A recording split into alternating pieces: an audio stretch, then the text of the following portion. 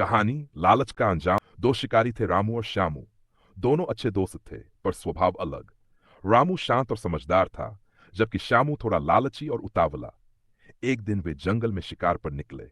घने पेड़ों के बीच उन्हें एक सुंदर विशाल हिरण दिखा। उसकी आंखों में मासूमियत थी।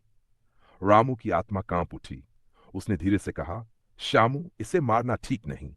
ये जंगल की शान है। लेकिन श्यामू की आंखों में सिर्फ इनाम का लालच था। उसने रामू की बात अनसुनी की और गोली चला दी। आवाज से पास ही सोता हुआ शेर जाग गया। उसकी दहाड़ से जंगल कांप उठा। अगले ही पल शेर ने श्यामू पर हमला कर दिया। रामू डर के मारे पेड़ पर चढ़ गया, लेकिन उसकी आंखों से आंसू बहने लगे। श्यामू की चीखें उसके दिल को चीर रही थीं। शेर के चले जाने के बाद रामू भागकर नीचे आया, घायल श्यामू को उठाया और बड़ी मुश्किल से गांव पहुंचाया। दर्द में डूबा श्यामू फूट फूट कर रोने लगा। मुझे माफ कर दो रामू, मेरी गलती ने मुझे बहुत कुछ सिखा दिया। श्यामू को गांव के वैद्य के पास ले जाया गया। रामू उसके पास पूरे समय बैठा रहा।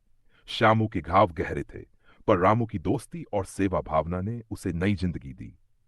कई दिनों तक श्यामू बिस्तर पर पड़ा रहा और हर दिन वह अपने किए पर पछताता रहा। एक दिन श्यामू ने रामू से कहा, मैंने सोचा था कि शिकार सिर्फ एक खेल है, लेकिन उस दिन मुझे एहसास हुआ कि जंगल भी किसी का घर होता है। मैंने अपनी लालच में न केवल एक मासूम जानवर को निशाना बनाया, बल्कि अपने जीवन को भी खतरे में डाल दिया। रामू ने उसका हाथ थामा और मुस्कुराते हुए कहा, गलती हर किसी से होती है, लेकिन सच्चाई यह है कि तुमने उससे सीखा। यही सबसे बड़ी बात है। इसके बाद श्यामू ने शिकार करना छोड़ दिया।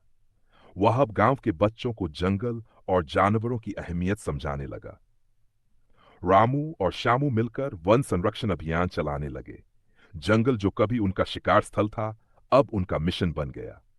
शिक्षा, जब हम अपनी गलतियों से सीखते हैं और दूसरों के भले के लिए काम करते हैं, तभी हमारा जीवन सच्चा और सार्थक बनता है।